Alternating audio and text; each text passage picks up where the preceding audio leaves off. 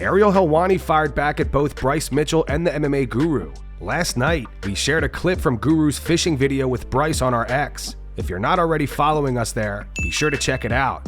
Supposed to be meeting Ariel Helwani in a couple of days, but he ended up cancelling Bryce. Oh, he got scared of you? Yeah, I think so. Yeah, I don't like him at all. No, you're not a fan? Yeah, I just don't like him. Yeah. He's not a real journalist, and I'll tell you why. You want to know why? Why? Because he's cancel culture. No real journalist wants to cancel another journalist. They want, if you're my enemy and you're a journalist, I want you to talk to expose yourself. Yep. You see what I mean? Him, he hears something he don't like and he says, oh, let's just cancel this. You're not a real journalist. Yeah. You're a real journalist, Guru. Thank you, brother. Because you don't go around canceling people. You're not on this committee of legislation of, hey, let's get this person fired. Let's do that. You just put your out and you respond to your audience. Yep. And these motherfuckers, bro, they want to control. And that's what I'm telling you, brother. They're demons. And they want people like me to be choked to death, to have nothing, no views, no nothing, no career. Them, bro. That's what they are. They're just demon-filled people with hatred. And it's one thing to disagree, but it's another to say, hey, I'm gonna cancel you, I want you fired, I don't want you to have a job, blah, blah, blah.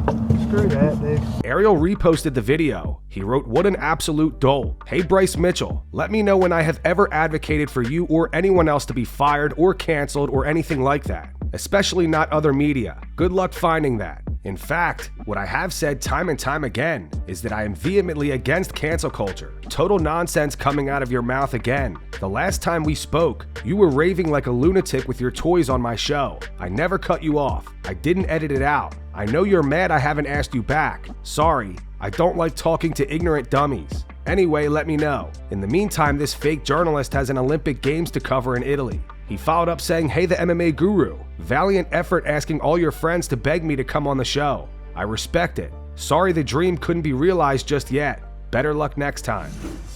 On Telegram, Arman Tsarukyan says he's picking Charles Oliveira to beat Max Holloway at UFC 326. Arman also responded to Benoit Saint Denis calling him out after his victory over Dan Hooker at UFC 325. Твой прогноз на бой за титул БМФ Оливейра Холлоуэй. Как пройдет бой, кто выиграет? От боя зависит. Оливейра иногда просто выходит, так плохо дерется, иногда выходит просто там нереально дерется. Непонятно от настроения человека. Так что, но я все равно больше склоняюсь, что Оливейра сможет выиграть. Тебе потенциально было бы интересно подраться с победителем, если бы UFC гарантировала, что это будет следующий претендент на пояс? Да, конечно, было бы интересно подраться. И надеюсь, что Оливейра выиграет. У нас есть предыстория. И сделать реванш. Люди некоторые говорят, что я там сплит decision выиграл, но я считаю, что я выиграл единогласно все раунды, доминировал. И просто зафинишировать его и показать людям, что это не было случайностью, это было реально, что я даже на тот момент, 2 года назад, был выше классом, чем он. Ну, пока никаких новостей нету. Я надеюсь, что я буду драться за пояс. И разницы нету с кем, где и в каком весе. Как относишься к вызовам, в том числе и в твою сторону? Не знаю, видел ты, не видел, на UFC Австралия Сен-Дени после победы сказал, что хочет занять твое место. Пару слов об этом.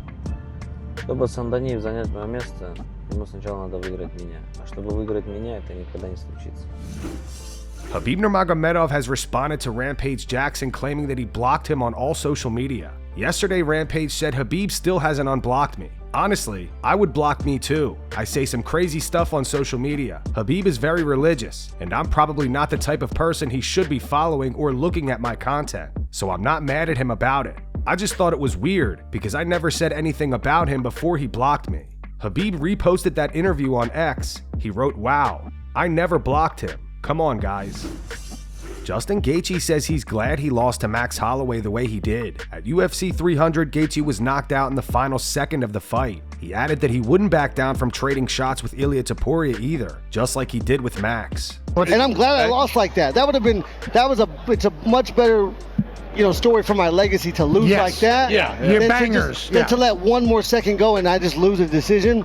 Me getting knocked out and then coming back having 2 wins in a row, it makes those 2 wins that much more inspiring, and it makes what I'm going to do at the end of my career that much more inspiring, and that's ultimately why I'm here. Yeah, Justin, what about fighting for the BMF title? Like, it feels like you mentioned right away, now you're getting paid like a champion. Like, that's what you were, hoping for. Like, with the BMF title, especially at the end when you're talking about technique, like, I think it was you and Holloway just said, no technique, we're just going to throw the biggest bombs possible. Like, I fought a bad fight, and I was, I was in a position where I was going to lose, and once he granted me that opportunity to go out like I needed to go out, or to knock him out to win, the competitor I am, I'm never going to turn that opportunity down. Like, that's the only reason I showed up, is for the chance to win. I was in a bad position. I put myself there, and I understood that I was losing and I was going to lose. And so with that opportunity, I had no choice. I would do it 100 times over. Jon Jones discusses what would happen if he fought Demetrious Johnson. Despite their size difference, Jon said he would actually have to give it his all to beat him. Mighty Mouse, so. Mighty Mouse? Yeah. I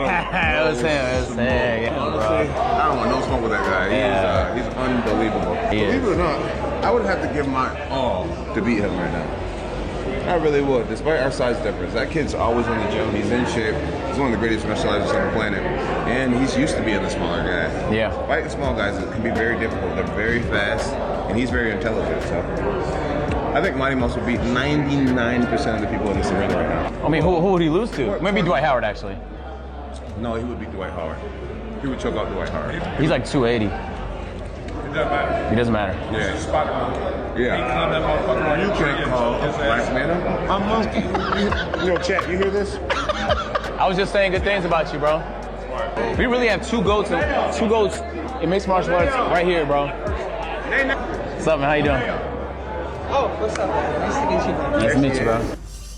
Israel Adesanya posted a very intense training video to his YouTube channel as he prepares to face Joe Pyfer at UFC Seattle. At one point, Izzy screams in pain.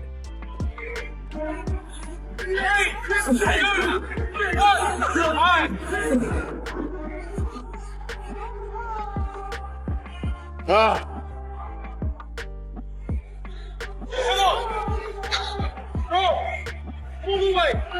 Move away! Move away! Die! I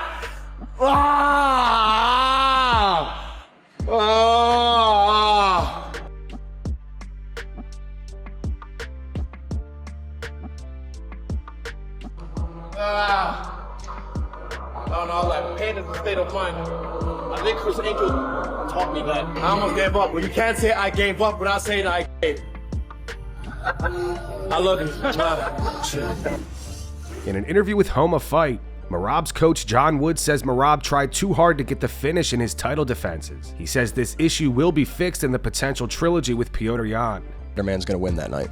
No, there's definitely some adjustments to make. There's definitely some things that I overlooked, and there's, like I said, there's a lot of things behind the scenes that, leading up to that fight that caused some things to be done differently in camps. And I think that, I know that we can fix those things, and I know that we'll be able to get back on track. And just a couple little tweaks. Merab is very, you tell him to go out and do something, he's going to go out and do it. And we had kind of focused, I think, on, coming back and finishing a lot of these guys and breaking them like he has most of the guys, and breaking them, and that those finishers be available. And maybe that's something that we looked a little bit too much into and became this thing where it's like, hey, we're looking to knock people out or finish people, where just Merab needs to go do Merab. And that's where I need to be making sure I'm doing my job to make sure he stays doing what he does best. Daniel Cormier reveals a single kick from Cain Velasquez in sparring made him change his fighting stance forever. I was going back and forth between Oklahoma and California when I started my career. And I'm sparring Cain because Cain's getting ready for a world championship fight. He's going to be the first world champ UFC out of AKA.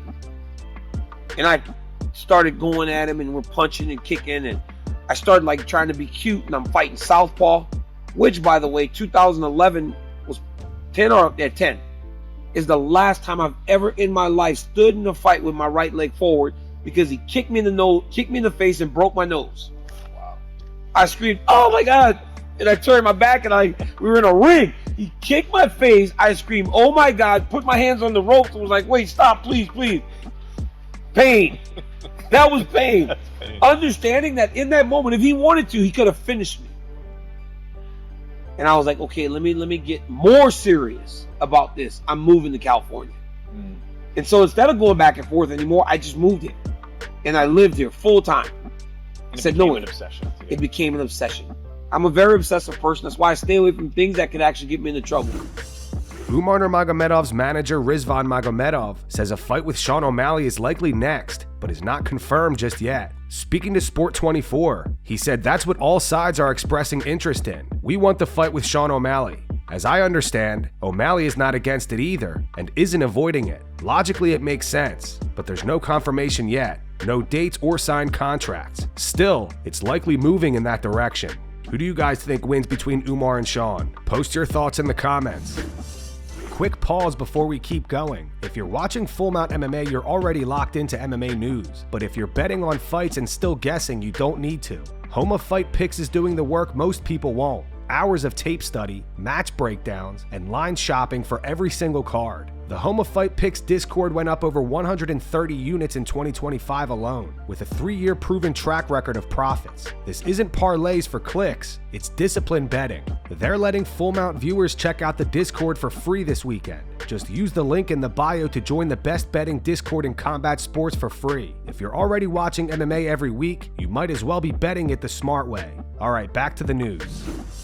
Dustin Poirier has been going at Conor McGregor on X today. He started by reposting this. It says Conor McGregor tried a karate stance against Dustin Poirier just to get destroyed even worse. Dustin wrote, "Beat his bum ass. Felt so nice I did it twice." This user replied saying, you beat him once. That trilogy fight was neck and neck before Conor folded his leg back like a lawn chair. Dustin replied, "Definitely not neck and neck. I was punishing him." This user replied, "Where's your belts at?" Dustin said, "Your mother borrowed them, waiting to get them back." This user replied, "The third fight doesn't count, by the way." Dustin said, "Check his record and my record, you bum." And this user replied saying, "Kid, you turned into a wrestler because you knew you were about to get sparked unconscious." Dustin replied, "Yeah, who initiated the grappling?"